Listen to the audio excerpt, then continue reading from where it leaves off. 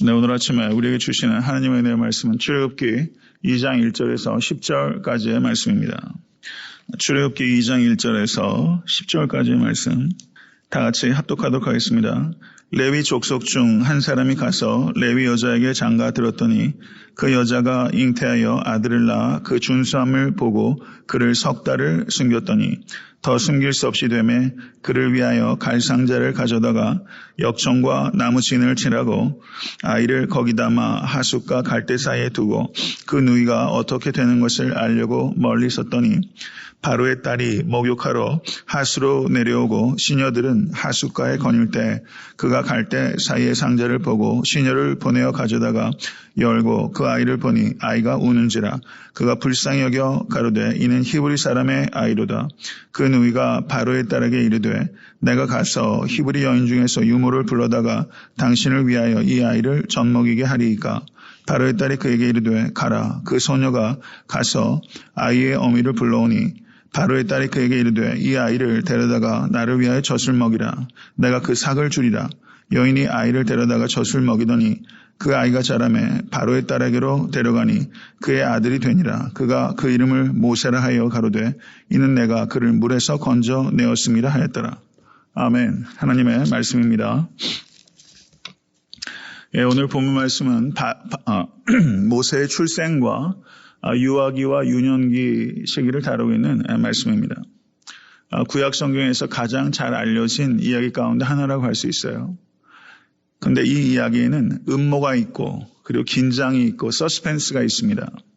그리고 용기와 지혜가 있고 연민이 있고 반전의 이야기가 있어요. 불과 2장 1절에서 10절 사이에 짧은 이야기지만 여기에는 이와 같은 요소들이 많이 있기 때문에 매우 흥미진진한 그런 이야기라고 할 수 있습니다. 2장 1절을 보시면 레위 족속 중 한 사람이 가서 레위 여자에게 장가 들었더니 그 여자가 잉태하여 라고 말하면서 새로운 사건이 도입되어 있는 것을 볼 수가 있습니다. 두 사람이 결혼했는데 아이를 잉태하면 어떻게 되나 하는 긴장, 걱정이 있었을 거예요. 그런데 레위 사람 둘이 결혼해서 아이를 잉태했습니다. 여기에 보면 이 부모의 이름들이 언급되어 있지 않지만 출애굽기 6장 20절 그리고 민수기 26장 59절을 보시면 이 부모의 이름이 언급되어 있습니다. 여기에서 모세의 아비의 이름이 혹시 누군지 아시겠어요? 모세의 아비. 성경 퀴즈 한번 해볼까요? 모세의 아비의 이름. 아무람이 아무람.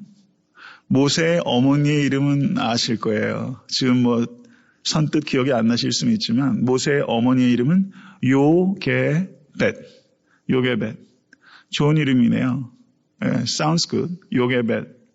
아무람이라는 아비와 요게벳이라는 어미 사이에서 이 모세가 태어났는데 민수기 26장 59절을 보니까 아무람의 처의 이름은 요게벳이니 레위의 딸이요 애굽에서 레위에게서 난 자라. 그가 아무람에게서 아론과 모세와 그 누이 미리암을 낳았고, 그러니까 오늘 본문에 나타나는 이 모세의 누이가 누구예요? 미리암이에요. 미리암. 이렇게 우리가 배경을 좀 이해하고 본문 말씀을 들어갈 수 있겠습니다. 그런데 2절의 말씀을 보십시오. 그 여자가 잉태하여 아들을 낳아 그 준수함을 보고 그를 석 달을 숨겼더니 라고 말합니다. 준수하단 말. 이게 보통 어떤 말이에요? 건강하고 예쁘고 멋있을 때 준수하다 그렇게 표현하죠. 여기서 준수하다라는 말이 그 정도의 의미가 아니에요. 여기에서 준수하다라고 번역되어 있는 히브리 말이 저를 한번 따라해 보세요. 토부란 말입니다. 토부. 그런데 이 토부란 말이 창세기 1장에 7번 등장해요. 어떤 단어일까요? 창세기 1장에? 맞습니다. 보기에 좋았더라. 그리고 제일 마지막에는 보기에 심히 좋았더라. 이 토부란 말이 창세기에 그렇게 여러 번 반복되고 있는데 그러므로 창세기의 사건과 이 출애굽 사건 그리고 모세가 탄생하는 사건이 매우 밀접하게 연결되어 있다는 것을 이 토부라는 말을 통해서도 우리가 확인할 수 있는 것이죠. 이 모세의 출생은 하나님의 또 다른 위대한 구원의 역사고 창조의 역사에 비견할 수 있는 사건이다. 이렇게 볼 수 있습니다. 하나님께서 온 천하 만물을 창조하셨고 이제 하나님께서 이스라엘 민족과 나라를 창조하시기 직전입니다. 그리고 이와 같은 또 다른 의미의 창조의 사건을 이끌 그 주역으로서 하나님께서 모세를 지금 준비하고 계신 것이죠. 이렇게 창세기와 출애굽기가 또다시 연결되고 있는 것을 볼 수가 있습니다. 모세란 이름을 누가 졌습니까? 바로의 딸이 졌죠. 그러면 이 아비 어미는 이 모세를 뭐라고 불렀겠어요? 모세라고 부르진 않았을겠죠. 바로의 딸이 짓기 전에도 뭐라고 부르지 않았겠어요? 자기가 젖을 먹이고 몇 년 동안 키우면서 불렀을 이름이 있을 거예요. 성경은 그것에 대해서 언급하고 있지는 않아요. 그런데 유대 전승을 보면 이 아비 아므람과 어미 요게벳이 모세를 토비아라고 불렀을 것이다. 이렇게 말해 토비아. 유대 전승에. 이거는 정확하게 확정져서 이야기하는 것은 어렵지만 근거가 있죠. 준수하기 때문에 토브라는 말을 사용해서 토비아라고 불렀을 것이다. 이게 유대 전승의 추정이에요. 물론 추정에 불과하지만 말입니다. 아이를 잉태했을 때도 이제 산딸이 가까워지면 아마 그 아이를 배웠다는 것을 숨겼을 거예요. 외부 출입을 극도로 절제하고 아이를 낳게 되면 애국 사람들이 죽이니까 남자아이인 경우에. 그래서 굉장히 극도로 절제하고 외부 출입을 삼가했을 것이라 보여지는데 3개월쯤 지나면 아기가 100일쯤 되었을 때잖아요. 그렇죠. 이때 되면 애들이 활동량이 많이 늘고 우는 소리도 굉장히 거치기 때문에 이 아기를 더 이상 숨길 수 없는 지경에 도달했다고 볼 수 있습니다. 그래서 모세의 부모가 갈대 상자를 가져다가 역청과 나무진을 발랐습니다. 역청을 발랐다는 것은 물이 그 안에 들어오지 못하도록 예비적인 조치를 다 취했다는 것을 의미하는 것이죠. 그리고 이 아이를 상자에 넣어서 이 하수의 갈대 숲 사이에 그 나무 상자를 놓게 되었던 것입니다. 여기에서 우리가 생각해야 되는 것은 상자에 놓인 3개월 된 아기, 이거는 그야말로 큰 위험 가운데 놓이게 된 상황이죠. 이 상자 안에 놓인 이 어린 아기의 신세가 바로 애굽의 소나기에 놓인 이스라엘 민족 전체를 상징하는 거예요. 이 모세의 상황 자체가 한 개인, 한 아기의 문제가 아니라 이스라엘 전체의 상황을 상징적으로 말하자면 리얼리즘, 사실주의에서 말할 때 한 전형, 시대 상황 전체를 반영하는 한 전형으로서 이 모세가 문학적으로 표현하면 그런 역할을 하고 있는 것이죠. 그런데 여기에서 상자라고 번역되고 있는 히브리어가 굉장히 중요한 단어예요. 저를 한번 따라해 보십시오. 테바. 상자라고 번역된 단어가 테바라는 단어인데 이 테바라는 단어가 구약 성경 전체에서 나오는 곳이 여기와 또 다른 사건 하나가 더 있어요. 창세기 6장, 7장, 8장에 기록되어 있는 노아의 방주. 노아의 방주. 방주를 테바라고 그래요. 그리고 모세의 이 상자가 테바예요. 그러면 노아와 모세가 여러 가지 의미적으로 매우 밀접하게 연관되어 있다는 것을 우리가 알 수 있죠. 노아의 방주라고 했을 때 방주, 물론 한자어지만 방주라는 게 무슨 뜻입니까? 모방자, 배주자예요. 모방자, 배주, 네모난 배라는 뜻입니다. 배란 모름지기 뭐가 있습니까? 동력을 만들 수 있기 위해서는 배가 노가 있거나 아니면 닷이 있거나 아니면 현대적으로 말하면 모터가 있어야 동력이 있는 것이죠. 근데 노아의 방주는 그런 것이 없어요. 동력이 없는 배예요. 그 다음에 배는 또 핵심적인 게 뭡니까? 키가 있어야 돼요. 방향을 조절하는 거예요. 그런데 노아의 방주에는 키도 없었어요. 그러니까 배라고 하기 위해서는 동력 장치와 그리고 방향을 말하는 것을 조타 장치, 뭐라고 그러죠? 조타 장치죠. 동력 장치와 조타 장치 이 두 가지가 있어야 배인데 결국 노아의 방주는 이 두 가지가 없어요. 그러니까 노아의 방주는 배가 아니에요. 배가 아닌 상자예요.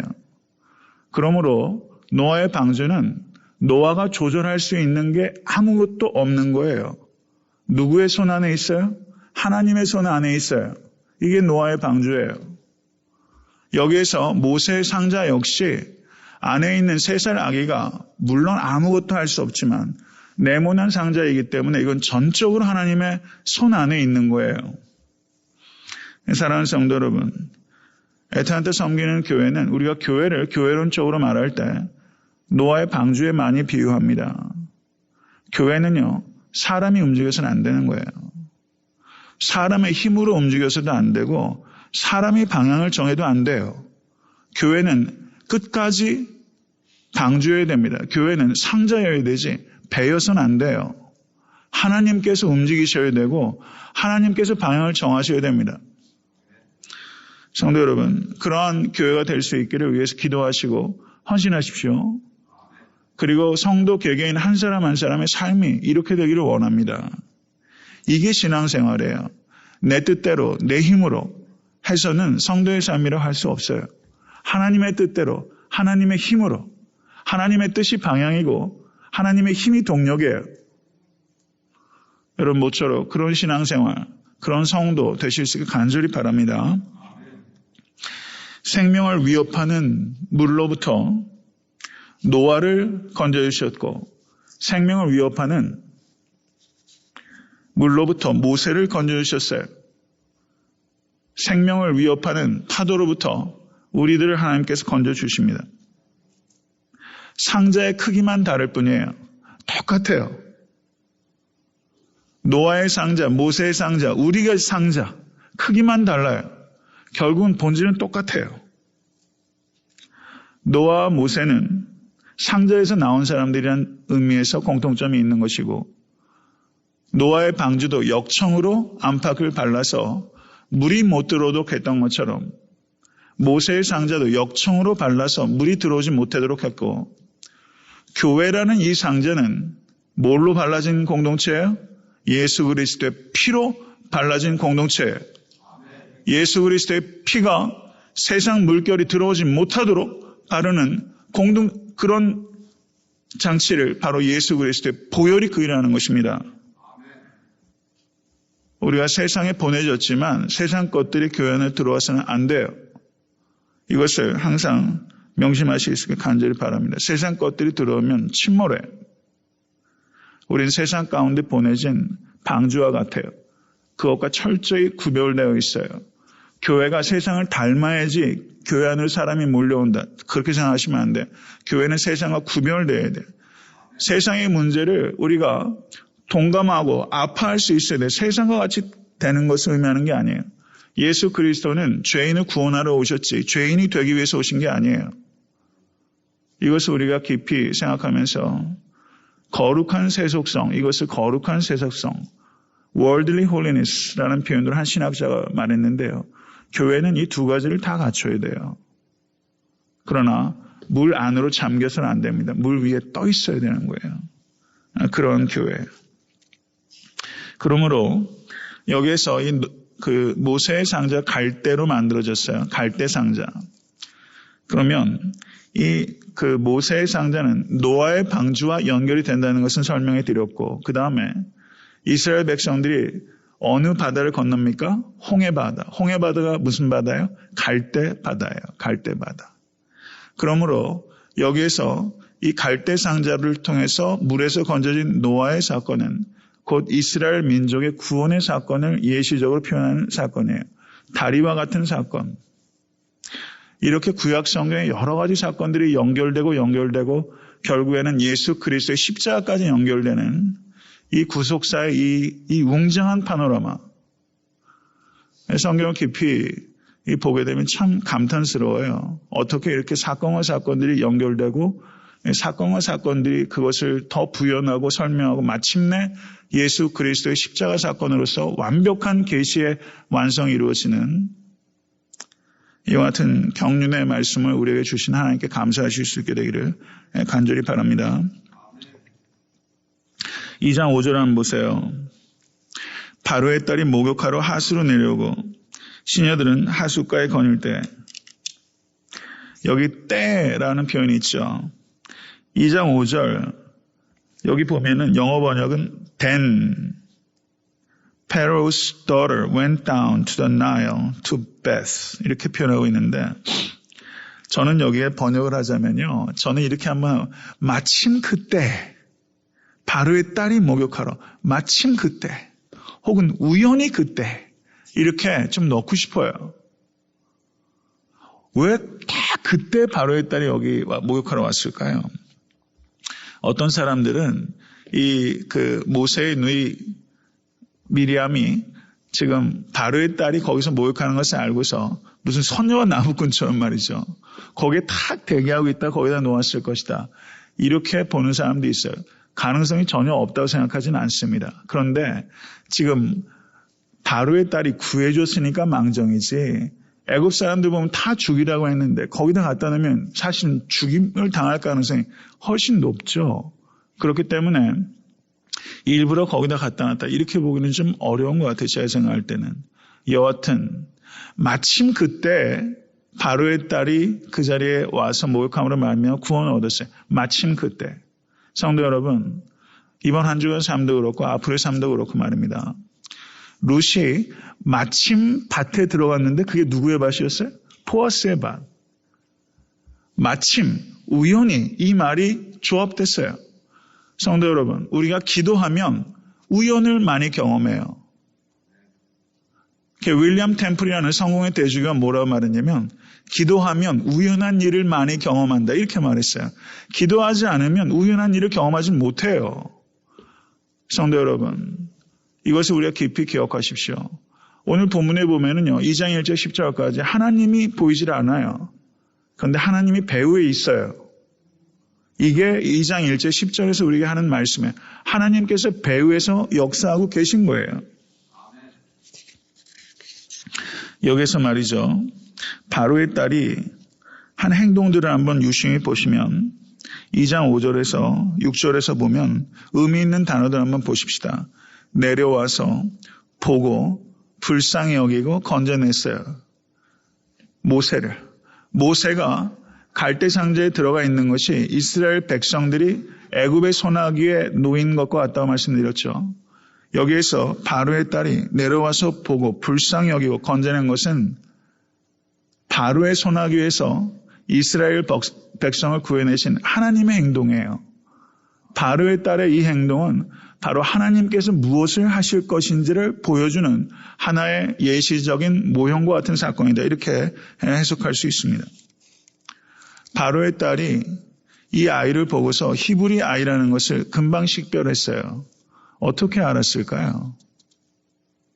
가장 중요한 거는 먼저 얘가 남자인가 여자인가 한번 보지 않았겠어요?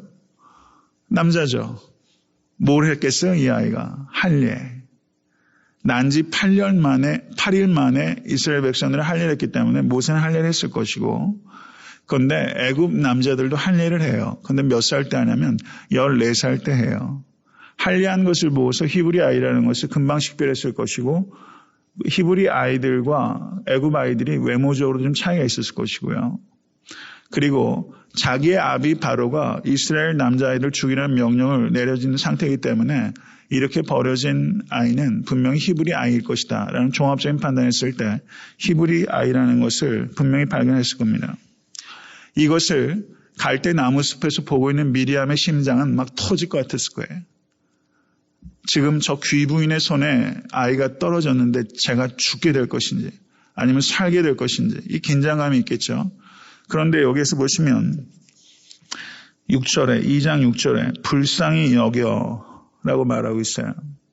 미리암이 연민이 생겼다는 것을 간파한 것이죠. 여자들이 남자들보다 더 센시티브 하잖아요. 이것을 여인이라고 말할 수 없지만 이 소녀가 그걸 센스하고 그때 나간 거예요. 그리고 뭐라고 말하냐면 내가 가서 히브리 여인 중에서 유모를 불러다 당신을 위하여 이 아이를 젖먹이게 하리이까. 몇 살이나 됐을지 모르겠지만 미리암이 10살이나 됐을까 그런 생각이 듭니다만 아직 어린아이잖아요. 바로의 딸은요, 옆에 시중 두는 사람도 좀 대단했을 것이고 여기 나가서 이런 얘기 한다는 거 이거 보통 영리한 거 아닙니다. 보통 기지가 있고 보통 용기가 없으면 이렇게 얘기 못해요. 이렇게 기지를 발휘해서 이 미리암의 기막힌 용기와 또 기지를 발휘해서 모세가 생명을 얻게 된 것입니다. 여기서 또 하나 한번 생각해 볼 일이 있습니다. 에스더가 아하수아로 앞에 나갈 때 죽으면 죽으리라 하고 나갔어요. 여기서 바로의 딸이 지금 아버지가 범국가적인 정책으로 이 히브리 아기들을 죽이라라고 했는데 그것에 대해서 정반대되는 일들을 하게 된 거예요. 이렇게 바로의 정책을 바로의 딸이 어게인스트한 것은 바로의 정책이 그만큼 잘못된 정책이라는 것을 나타내는 것이기도 하고 또 하나는 이 바로의 딸이 이것이 가져오게 될 위험을 왜 몰랐겠어요? 사울도 요나단을 죽이려고 창을 던지기까지 하지 않았습니까? 이 전제 군주는요, 자기 자식들 죽입니다. 헤롯 대왕도 자기 자식들, 예수님을 유아살인하려고 했던 헤롯 대왕도 자기 자식들을 숱하게 죽였어요. 그래서 로마의 황제가 헤롯의 아들이 되는 것보다 헤롯의 돼지가 되는 것이 안전하다라는 말을 남겼을 정도에 그만큼 위험해요. 전제 군주의 딸과 아들이라고 해도 전제 군주가 마음먹으면 언제든지 죽였어요. 정권을 지키기 위해서, 공고하기 위해서. 여기서 바로의 딸의 행위는 모르긴 몰라도 이것은 대단한 용기가 없으면 할 수 없는 행동입니다. 이 배후에 누가 있어요? 하나님이 계신 거예요. 이것을 믿으실 수 있게 되기를 간절히 바랍니다. 요게벳이 3달밖에 안 됐던 모세를 갈대상자에 넣으면서 얼마나 안타까웠겠습니까? 얼마나 모유를 먹이고 싶었겠어요. 그런데 어떻게 됐습니까? 지금 미리암의 기지로 이 아이를 모유를 먹이면서 기를 수 있게 되었어요. 그리고 몇 년을 아마 키웠을 겁니다. 그 사이에 이 모세는 어미의 품에서 자라면서 히브리 사람으로서의 정체성을 가질 수 있었죠. 물론 그 후에 내가 히브리 사람으로 살 것이냐 아니면 애굽의 왕자로 살 것이냐 이것은 성경은 그것에 대해서 깊이 있게 얘기하고 있지 않지만 대단한 갈등이 있었을 거예요. 그게 왜 갈등이 없었겠어요? 여기에서 이렇게 요게벳의 품 안에서 이 모세가 자랐습니다. 그리고 10절의 말씀을 한번 보십시오. 그 아이가 자라매 바로의 딸에게로 데려가니 그의 아들이 되니라. 그 이름을 모세라 하여 가로되 이는 내가 그를 물에서 건져내었음이라 하였더라. 이렇게 말씀하고 있습니다.